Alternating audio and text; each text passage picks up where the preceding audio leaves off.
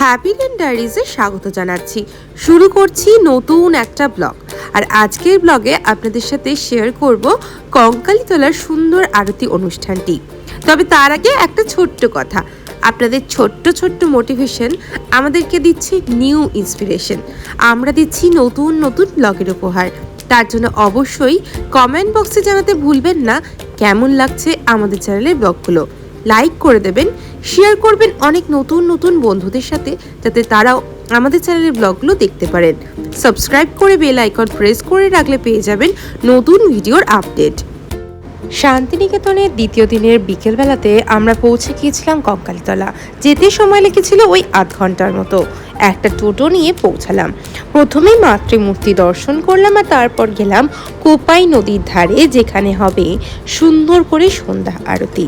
আর এই আরতিটা দেখার জন্য বহু লোকের ভিড় হয়ে থাকে, তাই একটু আগে পৌঁছালে ভালো। আমরা একটা ফাঁকা জায়গা দেখে দাঁড়িয়ে পড়েছিলাম, আর তখন সবেমাত্র আরতি শুরুর আগের প্রস্তুতি চলছে। শঙ্খধ্বনি দিয়ে শুরু হলো আরতি। আর এই আরতি অনুষ্ঠান চলাকালীন এতটাই সুন্দর লাগে যে ওখান থেকে চোখ ফেরানো যাবে না।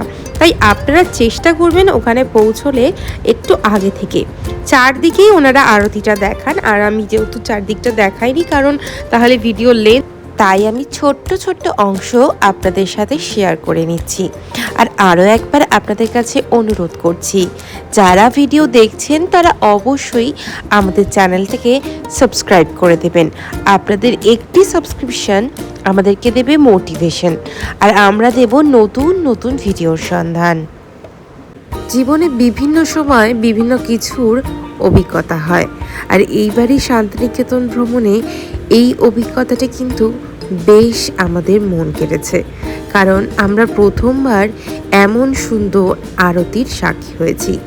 এই ধরনের আরতি বেনারস হরিদ্বারেই হয় বলেই আমরা জানি, কিন্তু কখনো যাওয়াও হয়ে ওঠেনি, তাই এই ধরনের আরতি দেখার সুযোগও হয়নি, মানে লাইভ দেখার সুযোগ হয়নি।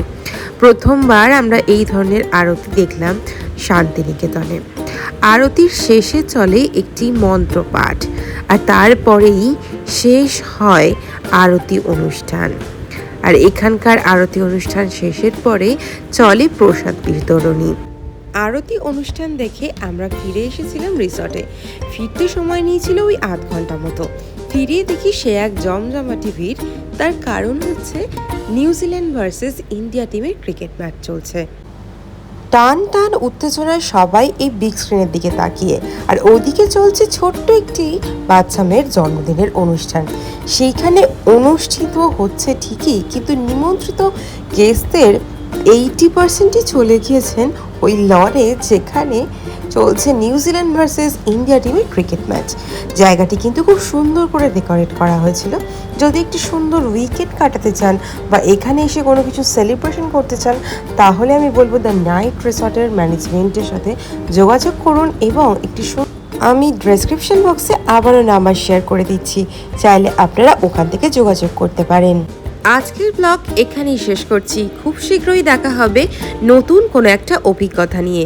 তবে তার আগে লাইক, শেয়ার অ্যান্ড সাবস্ক্রাইব।